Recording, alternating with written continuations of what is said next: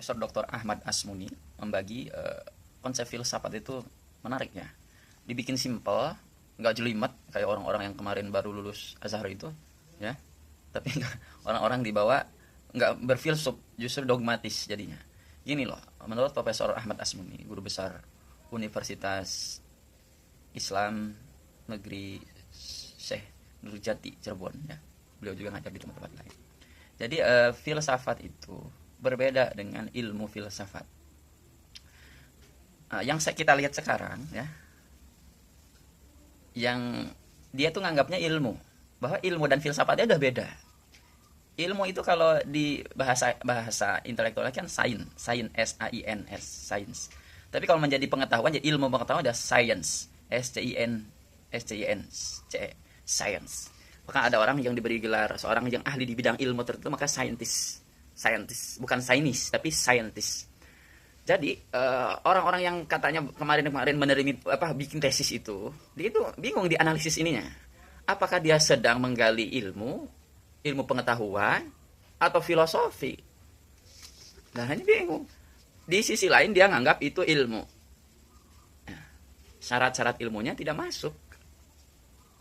Ilmu masuk pendekatan apa? Ilmu pendekatan agama teologis. Ya, ilmu pendekatan agama teologis bani Allah itu sahih, pendekatan teologis.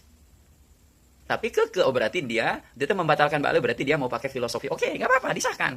Dia membatalkan Ba'alawi dengan teori-teori dia. Berarti dia seorang filsuf, seorang yang menemukan teori baru, falsafah baru. Berarti harus punya syaratnya. Dia sedang berfilsafat berarti.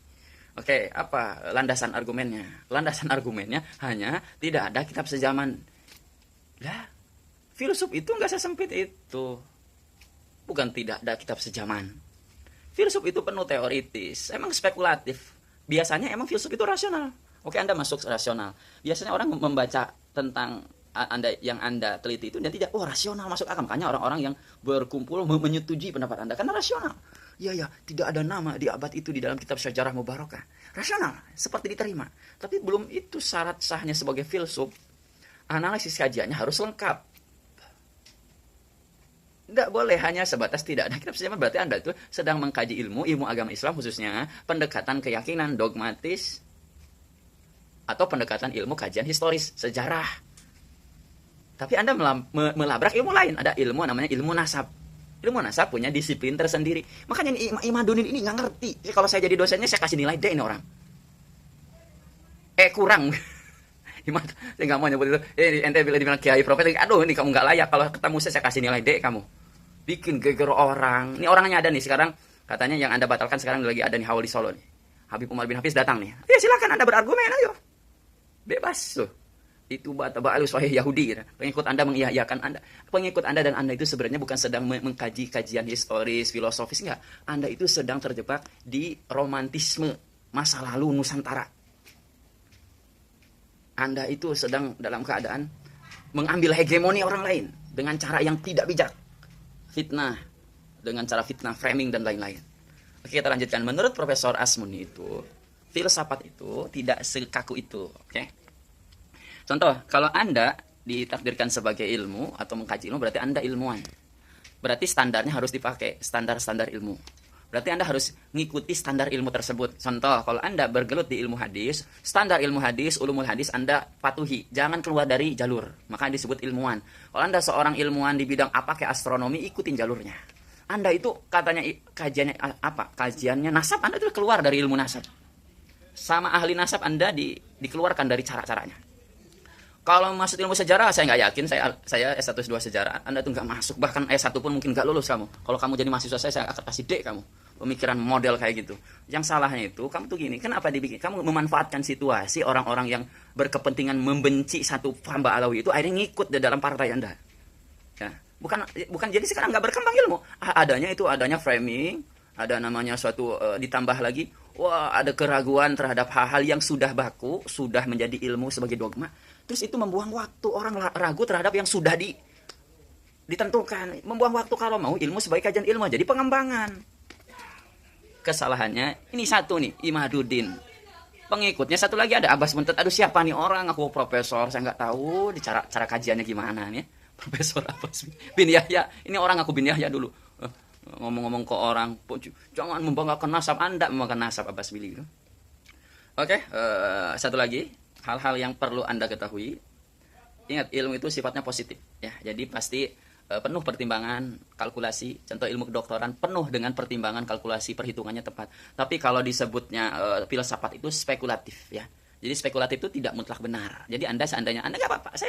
Kita kan punya akademik itu membolehkan orang berpikir bebas. Silahkan Anda punya pikiran bahwa Allah tidak sesuai. Nggak apa-apa untuk keyakinan Anda sendiri, silahkan sebagai dogma Anda.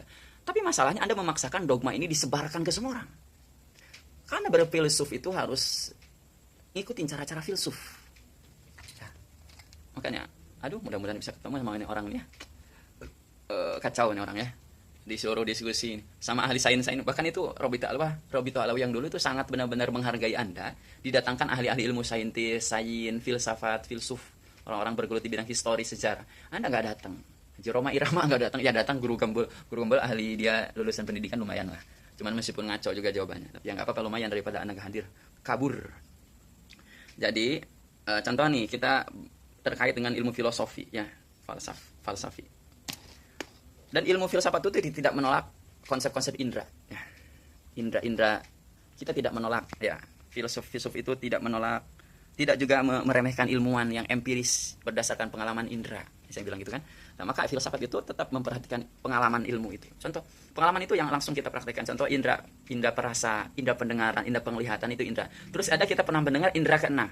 Indra ke-6 itu bukan berarti urutan 1 sampai 6. 6 sampai ada indra ke-7, 8 sampai 10 itu ada. Maksudnya gini, ada spesialisasi seorang yang berindra lebih dari orang-orang biasa. Orang biasa biasanya indra pendengaran, penglihatan, penciuman yang itu indra biasa. Tapi kalau indra ke-6 dan seterusnya itu sebenarnya indra yang spesial dimiliki oleh setiap orang. Contoh Anda Imaduddin, Anda sebenarnya punya indra ke-6.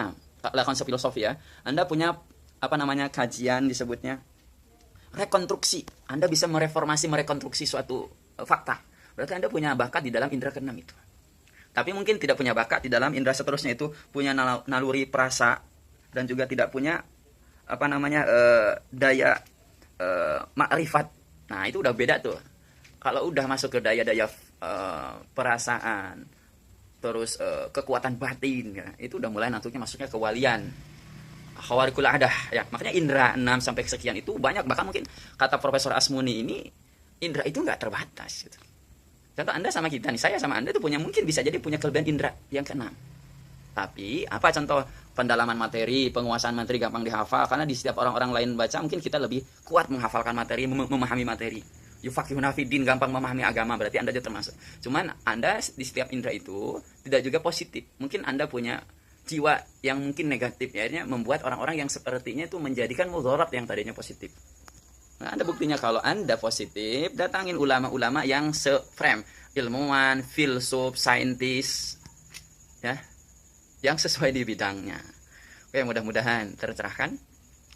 Tidak usah bingung masalah filsafat itu hanya sekedar refleksi spekulatif. Orang-orang pasti punya jiwa filsufnya.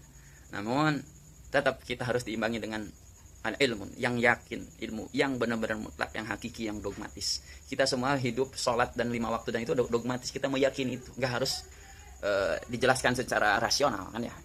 Oke, terima kasih, mudah-mudahan sedikit memberikan manfaat ya. Intinya kan kembali kepada niat pendidikan. Kalau Anda si Imaduddin itu berniat untuk memberikan ilmu berupa pendidikan, pendidikan itu tujuannya kan untuk menambah peningkatan wawasan, perbaikan adab, akhlak dan lain-lain. Intinya revolusi perbaikan untuk lebih baik lagi. Tapi kalau caranya seperti ini nggak ada lebih baik lagi. Yang ada kemarin di Pasuruan kuburan dibongkar, yang ada mudarat. Nah ini yang udah jadi PWI. Oke, saya harga PWI ini. Ayo coba punya dasar yang kuat ya. Jangan nanti diketawain ya. Dasarnya kurang kuat, lembaga otonom NU ya bukan ya. Coba jangan bikin komedi lah ya. Terima kasih. Mudah-mudahan ada manfaatnya.